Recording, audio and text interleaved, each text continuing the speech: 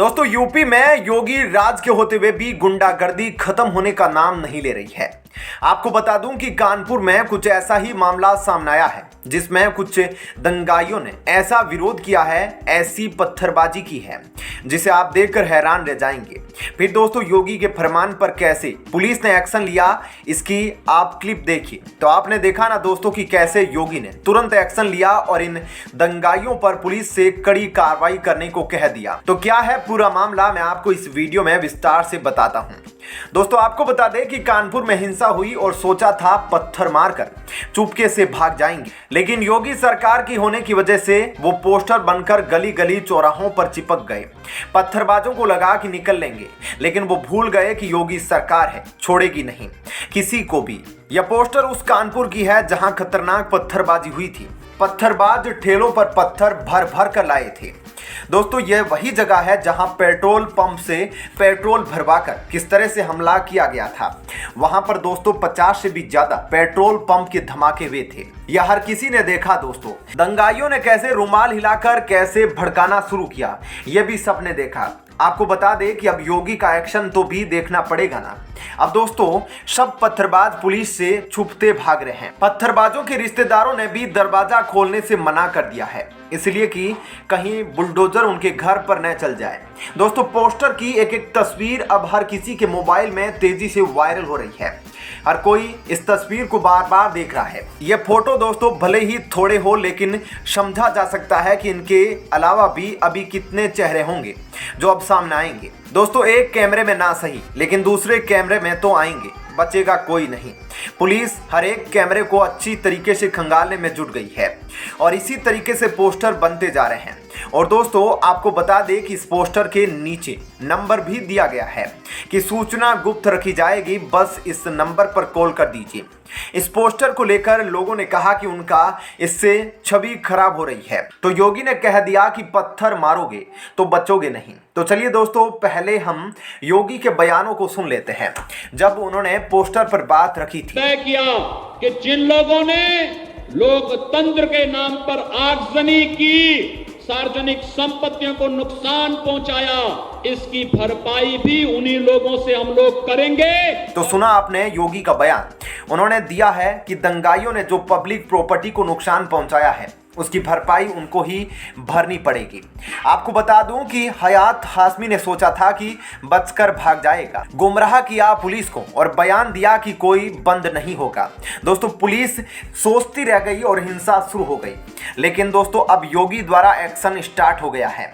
अब सोचना विचारना करना ज्यादा नहीं है। आपको बता दें कि हयात ने 141 मोबाइल ग्रुप्स बनाए थे, 14 बहुत ज़्यादा एक्टिव थे। आप वो भी तस्वीर देख लीजिए जहां सुबह सुबह लोग पेट्रोल पंप से आए और कुछ ने कहा कि बाइक का पेट्रोल खत्म है, किसी ने कहा कि घर के लिए चाहिए। ऐसे करके दंगाइयों ने पेट्रोल लिया, लेकिन दोस्तों बाद में पता चला कि यह बमबारी के लिए लेके गए हैं। जब पुलिस ने दोस्तों उनकी तस्वीर निकालकर उनके घर का पता पूछकर वहां पहुंची तो उनके घर वालों ने कहा कि वो तो 3 तारीख से घर ही नहीं आए, मतलब कि जब से पेट्रोल लिया तब से ही घर नहीं आए। अब लगता है कि सब भागते फिर रहे हैं मास्क लगा के। ऐसे में आपका इस खबर को लेकर क्या कहना है कमेंट सेक्शन में जरूर बताएं। धन्यवाद।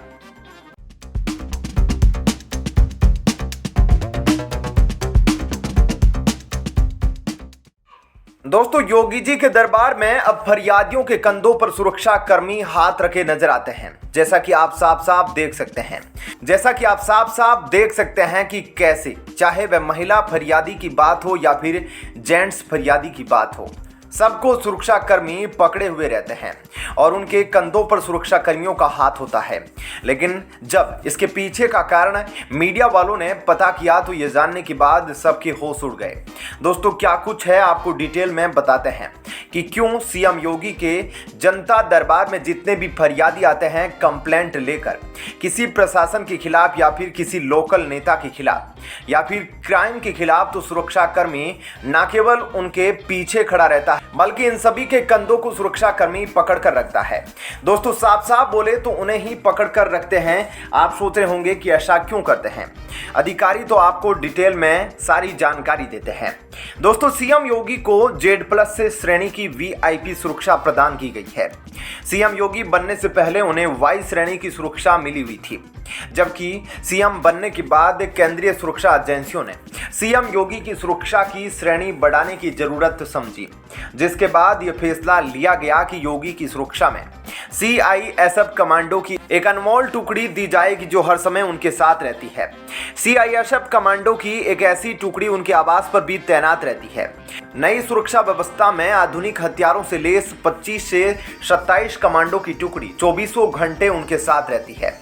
इसके अलावा एक और वजह है जिस वजह से फरियादियों के हाथों पर, या यूं कहे कि फरियादियों के कंधों पर सुरक्षा कर्मियों के हाथ रहते हैं।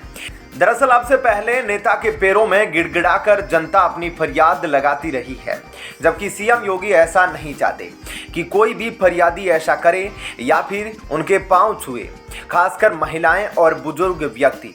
अगर ऐसा करे तो वे गलत होगा। इसी जन भावनाओं का सम्मान करते हुए सुरक्षा कर्मियों को यह आदेश दिया है कि वे हर इंसान के पीछे रहकर यह सुनिश्चित करे कि कोई भी फरियादी गिड़गिड़ाए या पैरों में ना पड़े, बल्कि अपने हक के लिए अपने हक के साथ आत्मविश्वास से भरे अपनी शिकायतें सीएम योगी को दे और सीएम योगी उनकी हर शिकायत को दूर करने की कोशिश करे। तो यह है सीएम योगी के जनता दरबार में हर कमांडो का फरियादी के कंधों पर हाथ रखने का असल कारण।